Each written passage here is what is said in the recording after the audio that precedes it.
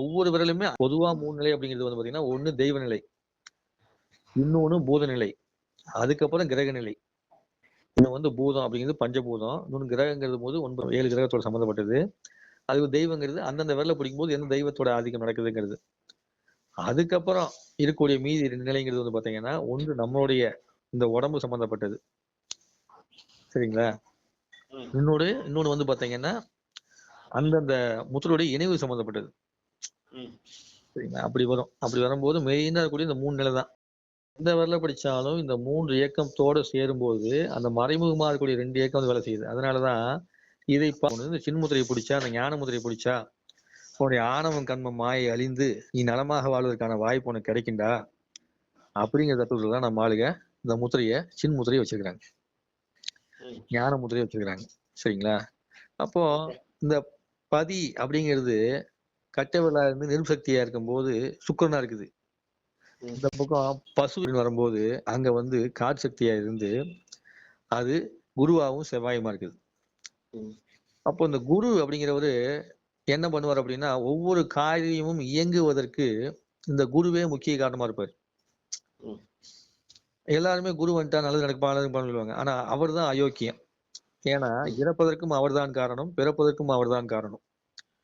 அப்போ அழிக்கிறதுக்கும் ஆக்குறதுக்கும் வந்து இந்த குரு வந்தா செய்வாரு. அதுல அதிகமான அழிவுக்கான வேலை தான் நடக்கும். ஆனா மேலோட்டமா தெரியாது. அப்புறம் செவ்வாய் அப்படின்னு வரும்போது இங்க அந்த செவ்வாயை மட்டுமே எடுத்துக்கிட்டோம்னா அதிகாரத்தன்மை மட்டும் எடுத்துக்கணும். இங்க முருகப்பெருமான் எடுக்கக்கூடாது. அப்படி எடுக்கும்போது அதிகாரம், ஒரு மனுஷனுக்கு கூடிய அதிகாரம், ஆணவம் இது எல்லாத்தையுமே கொண்டு வரக்கூடிய வேலையை செய்யக்கூடிய விஷயம். அது பாசம். அப்ப நிலத்து மேல பற்று, சொந்த மேல ரத்த பந்து மேல பற்று, அதுல ரத்த பந்தம்லாம் செவ்வாய் தான். அந்த பாதி பற்ற கொடுத்து பாசத்தை கொடுத்து என்ன பண்ணும், ஒரு வழியா ஆட்டி படைக்கும். அப்போ இந்த ரெண்டையுமே தனித்தனியா வச்சிருக்கிறாங்க இல்லையா? அப்படி வச்சிருக்கும் போது இந்த பதிங்கிறது உங்களுக்கு நெருப்பா இருக்குது, பசுங்கிறது உங்களுக்கு காத்தா இருக்குது. அப்படிங்கும்போது இதுக்குள்ள இருக்கக்கூடிய அந்த குருவுமே இந்த பதி சேரும் போதுதான் இங்க ஒரு நிலைத்த தன்மையே உருவாகும். அப்போ அப்ப 2 குருவும் சேர்ந்து செவ்வாய் தன்மை இணையும் போது மீதக்கூடிய பாசம் காணாம போகும். சரிங்களா? தனித்தனியா பாத்தீங்கன்னா ஃபர்ஸ்ட் சொன்ன மாதிரி துன்பத்தை கொடுக்கக்கூடியவங்க. தனித்தனியா பார்க்காம நம்ம ஒண்ணு சேர்த்தி பார்த்தோம்னா அது நம்மளுக்கு ஞானத்தை கொடுக்கக்கூடியது. அப்படிங்கிறப்போ பதி என்ற கட்டை விரல் அதுல என்ன இருக்குது, நெருப்பு சக்தி இருக்கும்போது அங்க சுக்கிரன் இருக்கக்கூடிய ஆதிக்கம் இருந்தாலுமே அதை சிவன் சொல்லுவாங்க. நெருப்பை சிவன் என்று குறிப்பிடக்கூடிய அமைப்பு வந்து வந்துடும். இந்த ஒரு சின் முத்திரைக்கு இவ்வளவு பெரிய விளக்கம் இருக்குது.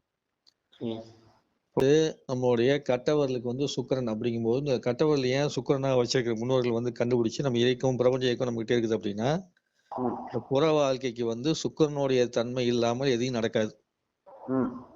அப்போ சுக்கிரத்தன்மைங்கிறது தான் புற வாழ்க்கையிலேயே வாழ்க்கை வாழ வைக்குது. அதனாலதான் அது வெற்றி முத்திரைன்னு சொல்றோம், எல்லாமே சொல்றோம். சக்தியை வச்சிருக்குது, அது சுக்கிரனோட ஆதிக்கம் வந்து இருக்குது.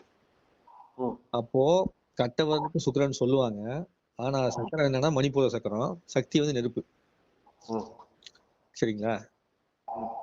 சுக்கிரனோட ஆதிக்கம். அப்ப சுக்கிரனோட ஆதிக்கத்துல உங்களுக்கு இருக்கும்போது சுக்கிரனையும் ஆள்காட்டி வரலையும் பிடிக்கும் போது உங்களுக்கு என்ன நடக்குதுன்னா அது சின்முத்திரைன்னு சொல்லி ஞான முத்திரைன்னு சொல்லுவோம். ஏன்னா ஆள்காட்டி வரல வந்து குருவும் செவ்வாயும் இருக்கிறாங்க. அப்படி இருக்கிறதுனால அசுரகுரு தேவகுரு அப்படிங்கிற அமைப்பு வந்து சேருது. அப்படி சேரும்போது அங்க ஞானம் கிடைக்கிறதுக்கான வாய்ப்பு ஜாஸ்தி. ஏன் அப்படின்னா அங்க செவ்வாயோட ஆதிக்கும் போது செவ்வாயினாலே முருகப்பெருமான் வந்துருவாரு. அப்படி முருகப்பெருமான் வரும்போது ஞான வாசல் திறப்பதற்கான வாய்ப்பையும் கொடுக்கறதுனால இந்த சுக்கிரனும் குருவும் செவ்வாயும் சேர்ந்து சின்முத்திரையாக இருந்து செயல்படுத்தக்கூடிய தன்மை வந்து கிடைக்குது. இதுக்கு அடுத்து நம்மளுடைய கட்டை விரல் அப்படிங்கிறது சுக்கிரனோட ஆதிக்கமா இருந்து, நடுவிரல் அப்படிங்கிறது வந்து பாத்தீங்கன்னா சனியோட ஆதிக்கமா போய், மோதிர விரல் அப்படிங்கிறது வந்து சூரியனோட ஆதிக்கமா இருக்கிறதுனால இந்த அபான வார்த்தை அப்படிங்கிறத பிடிக்கும் போது இந்த புற வாழ்க்கையில் வாழ்வதற்கு தேவையான ஞானத்தை வந்து அது கொடுக்குது. அப்போ நாளைக்கு நடக்கக்கூடிய விஷயத்தை வந்து தொடர்ந்து அபானவத்தை பிடிக்கும் போது காமிச்சு கொடுக்கும் சொல்லுவாங்க. உன் சனியே கர்மகாரனா இருக்கிறதுனால இந்த உலகத்தில் கர்மாவாக எது செயல்படுமோ அந்த கர்மத்தை தீர்ப்பதற்கான வேலையை காமிச்சு கொடுக்கக்கூடிய வேலையை செய்யும். ஏன்னா சுகத்துக்கு சுக்கிர குருவுமே, ஏன்னா நாளைக்கு நடக்குது என்னன்னு தெரிஞ்சுக்கணும்னு யார் ஆசைப்படுவா? இந்த புற வாழ்க்கை மேல ஆசை இருக்க வந்து ஆசைப்படுவான். ஞான வாழ்க்கை இருக்கவனுக்கு அது தேவையில்லை. ஏன்னா அவன் அதை பத்தி இதுல கவலைப்பட மாட்டான். அப்ப புற வாழ்க்கையில் இருக்கிறது சுக்கிரனுடைய ஆதிக்கம், சுக்கிர குருவா இருக்கிறதுனாலதான் அந்த சனியோட கர்மால வரும்போது என்ன பண்ணுது, நாளைக்கு நடக்கிறத காமிச்சு கொடுக்குற வேலையை செய்யுது. எதை வச்சு செய்யறாருன்னா சூரியனுடைய ஆதிக்கம் இருக்கிறதுனால அங்க. அப்ப சூரியனும் சுக்கிரனும் அதுக்கப்புறம் சனியும் சேரும்போது தொடர்ந்து வந்துட்டே இருந்தோம்னா அந்த கர்மவினின் மூலமாக நாளை நடப்பது என்ன என்பதை கணிக்க முடியும். சனி பிடிச்சிருந்தாலும் இந்த முத்திரையை பிடிச்சா சனி பிடிச்சது குறையும். அப்ப தொடர்ந்து இந்த முத்திரையை பிடிக்க பிடிக்க பிடிக்க சனி பிரச்சனை வந்து குறையும். அப்போ அதனாலதான் இது என்ன சொல்லுவாங்க, இரவுல பிடிச்சா நல்லதுன்னு சொல்லுவாங்க. இரவுல பிடிக்கிறது ரொம்ப சிறப்பு. ஏன்னா இரவுல நீ இதை பிடிச்சிட்டு படுத்துட்டீங்கன்னா உன் கர்மாவை கழிக்கக்கூடிய வேலையை அதை செய்ய ஆரம்பிச்சிடும். நிறைய பகல பிடிச்சா தப்பு கிடையாது, எப்ப வேணாலும் பிடிச்சிக்கலாம். அதுல இரவுல பிடிக்கிறது ரொம்பவுமே சிறப்பு. யாரா இருக்கிறாங்க, ஒரு பக்கம் சூரியன், இன்னொரு பக்கம் சுக்கிரன், அதுக்கப்புறம் வந்து பாத்தீங்கன்னா சனி அப்படிங்கிற 3 அமைப்பு வந்துட்டு இன்னொரு பக்கம் குருவும் செவ்வாயும் அந்த சக்தியை கிரகிச்சு உள்ள கொடுக்குது. அபான முத்திரை நீங்க பிடிக்கும் போது உங்களுக்கு இந்த வாயு வந்து உள்ள வரும்.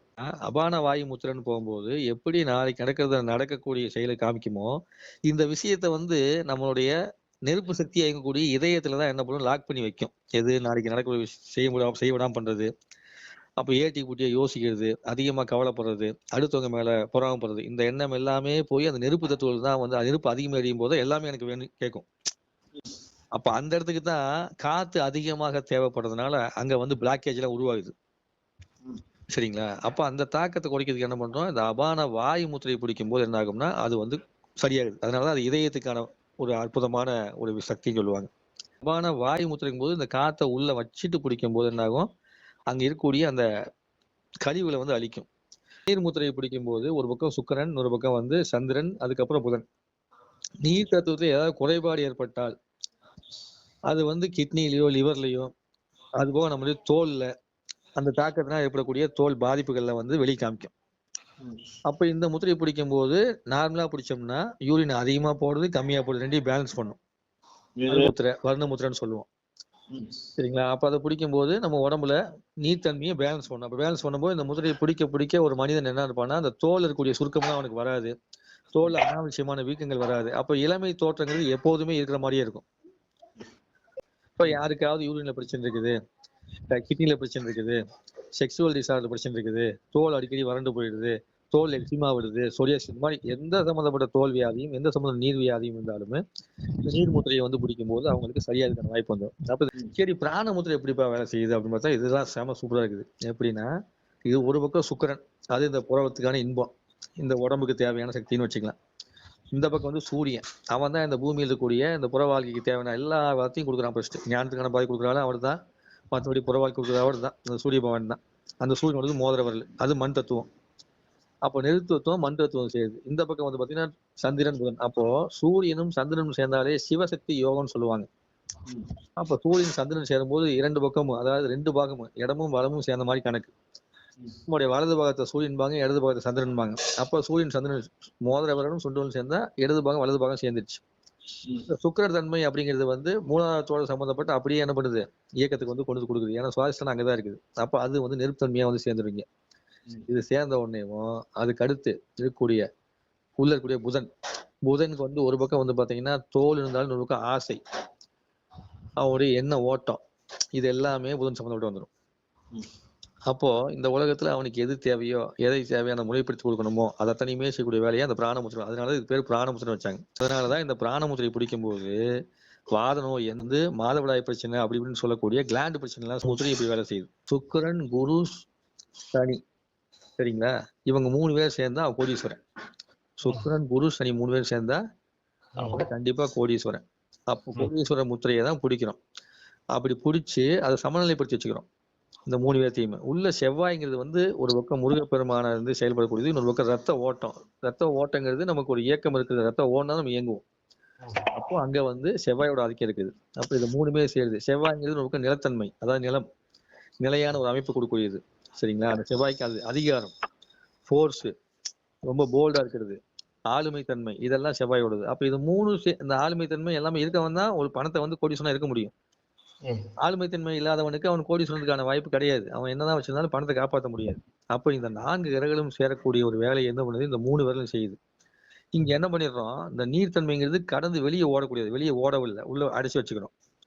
நிலத்தன்மைங்கிறது வந்து பாத்தீங்கன்னா இந்த இடத்துல ஒரு பக்கம் காத்து, இன்னொரு பக்கம் வந்து ஆகாயம், அப்புறம் நெருப்பு, இந்த 3 சேரும் போது நடக்கக்கூடிய ஒரு விஷயம் அப்படிங்கிறது எரிஞ்சிட்டு இருக்கும். அந்த எரியக்கூடிய அந்த பெருமிதமான பணத்தை அதிகமாக இருக்கக்கூடிய அந்த சக்தி, பிரபஞ்ச சக்தியை மண்ணை போட்டும் அழிக்கலாம், நீரை போட்டும் நம்ம வந்து அழிக்கலாம்.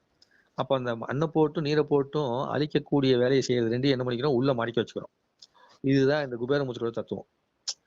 அப்போ உள்ள மடக்கி வைக்கிறதுனாலயேவும் இது நல்லா எரியறதுனால அந்த குபேரமுத்திரை பிடிக்க நம்ம எண்ண ஓட்டத்தின் மூலமாக நமக்கு தேவையான பணத்தை ஈர்த்து கொடுக்குது, நல்ல ஒழுக்கத்தை ஈர்த்து கொடுக்குது. நீர்த்தன்மை அதிகமாக சேர்ந்தாலும் நல்லொழுக்கம் போயிடும். அதாவது நல்லொழுக்கம்னா கெட்ட பழக்கம் தான் இருக்க அவசியம் இல்லை. நீர்த்தன்மை அதிகமாச்சுன்னா தன்னம்பிக்கை போயிடும், நல்லது சொல்ல மாட்டாங்க, பயப்படுவாங்க, இதெல்லாம் பண்ணுவாங்க. அப்போ அதுவும் நல்லொழுக்கம் இல்லாததுதான். அப்போ அதை குறைச்சிடறோம். மண் தன்மை அதிகமாச்சுன்னா சதை தொப்பன்னு போட்டுருவாங்க. ஒரு சில விதத்துல வெயிட் போட்டுருவாங்க, சதை போட்டே வெயிட் போட்டிருப்பாங்க. இல்லைன்னா பலம் அதிகமாகி போயிட்டு முரடனுக்கு வந்து மூளையிலன்னு சொல்லுவாங்க இல்லையா, அந்த மாதிரி இருப்பான். அது மண் தன்மை தான்.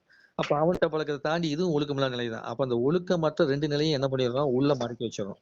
மடக்கி வச்சு இந்த ஒழுக்கமற்ற இந்த 2 நிலையும் உள்ள அடக்கி வச்சுட்டு இப்படி இந்த 2 தன்மையும் குறைக்கக்கூடிய வேலையை செய்துக்கிட்டு நம்ம மீதி 3 முத்திரையும் பிடிக்கிறதுனால தான் இந்த குபேர முத்திரைங்கிறது நமக்கு நல்லொழுக்கத்தை அதிகமாக கொடுக்குதுன்னு சொல்கிறோம். அப்போ மனதில் ஒரு தெளிவை கொடுக்கக்கூடியது. சிந்தனைக்கும் ஒவ்வொரு விதமான உபதேசம் இருக்குது. அதில் இந்த வீடியோவில் உங்களுக்கு புரிகிற மாதிரி இந்த உபதேசத்தை வந்து சொல்லியிருக்கிறேன். இதை பின்பற்றிட்டு கொண்டு போங்க. இது பிரபஞ்ச பேராற்றலே உதவி செய்கிறது. அதுக்கு நன்றி கூறி நான் இந்த வீடியோ நிறைவு செய்கிறேன். நன்றி, வணக்கம். குருவே நம, தந்தையே நம. சேனலை சப்ஸ்கிரைப் பண்ணுங்கள், லைக் பண்ணுங்கள், கமெண்ட்ஸ் பண்ணுங்கள், நண்பர்கிட்ட பகிர்ந்துக்குங்க.